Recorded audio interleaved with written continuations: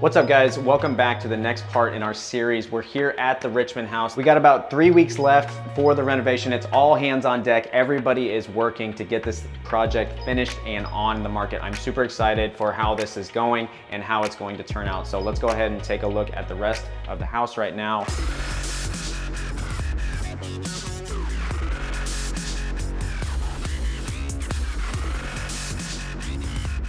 So we've got all of the paint on the walls. We fixed all the walls. We removed all of the junk that was in here, all of the trash that's completely gone. And now you can see we've got this big, bright, white, open front room in here. Every house that we go in and renovate, the first thing that we do is make it brighter, we make it whiter, we add the paint scheme. Just by changing the paint color, it's, you know, it just, first impression, that is popping. And that's exactly what I see, and that's what I want the homeowners to see when they have a first walkthrough. We added some extra can lights in the ceiling because it was super dark in here, and homeowners really like bright, white, well-lit rooms. And so what we did is we added these extra lights in here, and this is going to make this room really pop once everything is done. And so over here, we've got all of the windows prepped. We were just able to cover them right now and just spray everything. And so now we've got the floors going in later this week, and we're going to sand these down and put a really nice finish on them. So when we're doing the renovation, we not only work from the outside in, but we also work from top to bottom. So we don't do the floors the first item because we're gonna be walking on them, there's gonna be paint splatter or texture, and so we do the floors last. But when we fix up the walls, we make sure all the walls are good, they're textured, they're painted, and so that way everything will fall kind of on the last part of the project, which is the floors, and then that way the details aren't ruined. One thing that I love doing in home renovations that adds a ton of value is I love to open up walls. And so right here, this wall behind me, we took out about 3 feet on each end. There was an entryway right here, and it really made the space seem a lot smaller than what it had potential to be. And so what we did is we opened up the wall as much as we could to create an open concept, because homeowners love open concepts. They love to see as much as they can throughout the house. And so that's what we did to add the highest amount of value.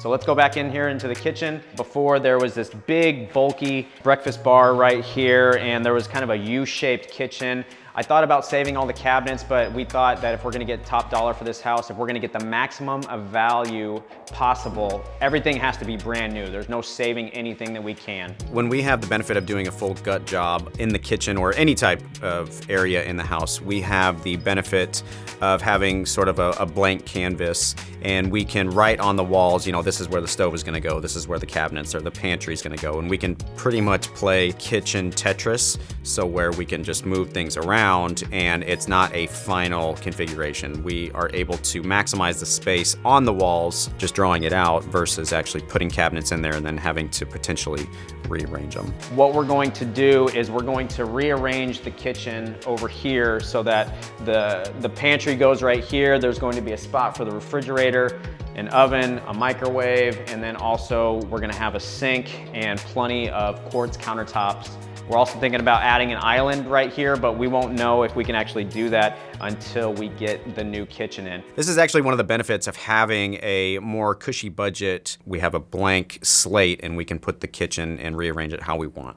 During the order of the renovation, what we did first is that we took up all of the floor, the old tile that was down here. It was breaking apart, it was super dingy, and what we're going to do is add new luxury vinyl planking throughout the entire living space, all in the kitchen. We're not gonna go with tile, and it's going to be throughout all of the living spaces except for all of the original hardwood floors that we can resand and use them to extend the life of them.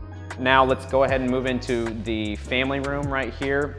And this is actually one of my favorite parts of the house because it's connected to the kitchen, it's connected to the 4th bedroom, it's connected to the formal dining room. And what we did to add a lot of perceived value, and this is what you guys need to look for when you're going through these home renovations, is how you can add not only value, but perceived value as well. We added a different accent color to these beams in the ceiling. All it was a coat of paint, and it looks super expensive, and a new homeowner is going to love them. So now we added this 4th bedroom. This did have the French doors on it. What we did is that we walled up the entire wall right here, and we added the doors so that it's got some privacy. You can add it as a 4th bedroom in the house, and it's got the closets on either side. We went from 3 rooms to now 4 in the house, and it's a flex room because it's not a traditional bedroom, but it does legally conform as a bedroom. It's got a closet, it's got windows. We're adding it as a flex room to be home office or a TV room or just another room in the house that the homeowner can choose to do with it what they want. We're not only adding square footage, adding bedroom count, but we're also appealing to a different buyer set because everybody who was looking for a 4-bedroom house now has that in their search criteria because we went from a 3 to a 4. Another reason why this is one of my favorite parts of the house is that it's got the focal point fireplace. I love when I have homes that have a working fireplace in them because I make them the main focus of the entire living space. And what we're gonna do with the beams and the fireplace is draw everything together so that it's one cohesive looking scheme for the house. So we actually had a lot of architectural features in the house, and I didn't even know it when we were doing our walkthrough. I mean, we had the beams, we had the working fireplace. Now we've added our templates to the house, and now they become the focal point instead of blending in with the rest of the house. This is why I love it so much. Okay. All of the main bedrooms and the bathrooms are down this hallway, and they are pretty much all the way finished except for a few minor details, plus we have to sand the floor, which is gonna happen in a couple days. I cannot wait to show you guys exactly how that's gonna turn out. And one little tip that will save you a ton of time, a ton of prep work, and a ton of money is that you can lay down all of the doors if you're gonna be saving the doors, if you're gonna be saving the closet shelves, or any type of large item that you have to spray paint. Go ahead and pick one room as your designated spray room and spray all of the items that you need to be painted at once. And then that way they can not only dry here in the same room at once so that they're not cluttered around the rest of the house, but you can also paint them before you paint the walls and the other main living areas of the house. Moving on to the other bedrooms in here, we've got another bedroom to my right over here. Little hall closet right here, and here is the master, but I'm not gonna show you guys that just yet because the bathroom is in a spot to where it looks like how it's going to be finished, and I don't wanna reveal everything yet, so stay tuned for the next series to check out exactly how everything turned out. One small detail that you cannot forget but makes a huge impact is changing out all of the plugs, the light switches, and all of the hardware. So if you take a look at this, what we did is we switched out all of the electrical outlets from tan or brown to a bright white, because if we have a white wall and this is going to be a brown or a tan type color, it's going to stick out like a sore thumb and it's going to be a huge turnoff for the homeowner. Imagine a gorgeously renovated house and you've got the bright white walls and everything is fully remodeled, and you walk into the master bedroom and all you can see is this dingy tan outlet on the wall. You're going to focus on that for the rest of your tour. That is why we switch out every outlet cover, every wall plate to blend in with our color scheme, because that is going to really equate to the value that we've already updated. You know, the cover itself is 50 cents, the outlet is a couple bucks. From a cost standpoint, it's very minimal, but the value that it provides is 10x that. If you remember at the very first part of our series, this entire house and all of the rooms was filled with junk. There was bed frames, there was trash, there was pill bottles, there was a bunch of just and so what we did is that we ripped up all of the carpet, we got rid of all the trash, all of the big bulky items. We actually donated everything that we could to Habitat for Humanity because we always want to rehome stuff that we're not going to use or we would otherwise throw away. Oftentimes when we purchase these houses, there is a lot of usable items in there, whether it's bedroom furniture or any type of furniture, clothes, what have you. So what I do is that anything that is salvageable, anything that can be reused at like a secondhand store, Habitat for Humanity, the thrift store, I will always coordinate some sort of pickup to where that company can come by and reuse these items to give it to somebody less fortunate. It does cut down on my costs, but if I can cut down on my costs and I can help somebody out in the process, that's what I'm gonna do. And so what we revealed underneath is that we've got these beautiful hardwood floors that we're going to go ahead and refinish and make everything look as great as possible.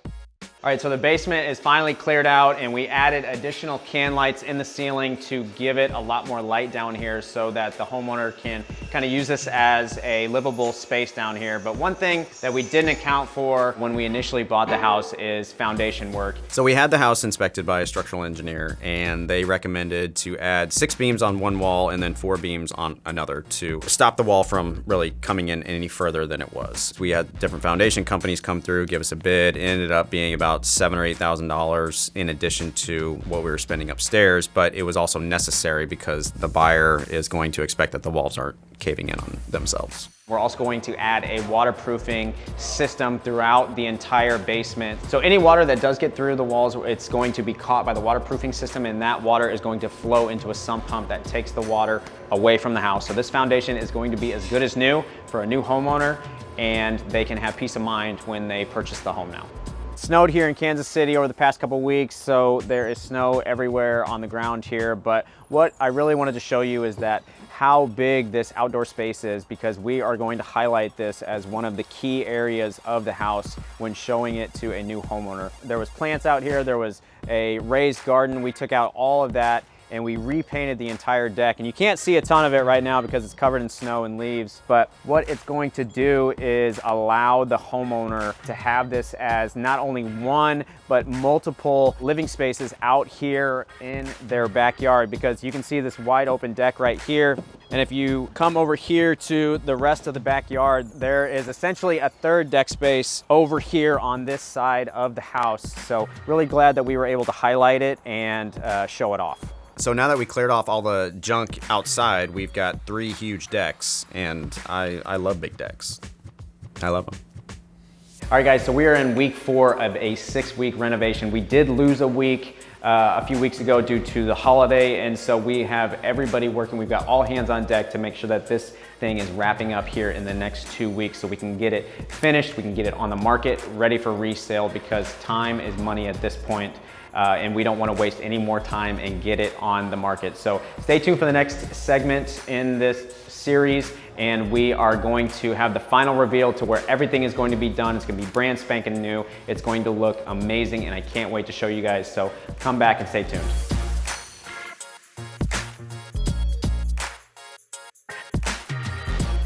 Did you guys see the deck? How huge it was? Just so girthy.